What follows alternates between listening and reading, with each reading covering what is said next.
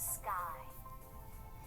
We can see different objects in the sky depending on the time and season.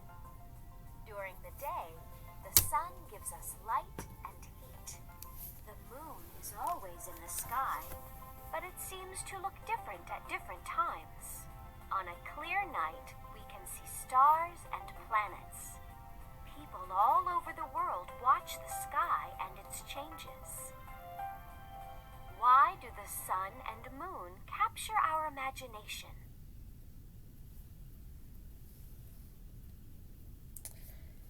All right, today in your guys' workbooks, you are now on Unit 8. So your workbook should look like this.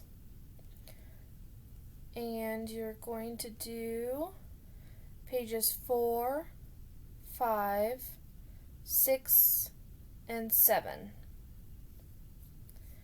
And we are focusing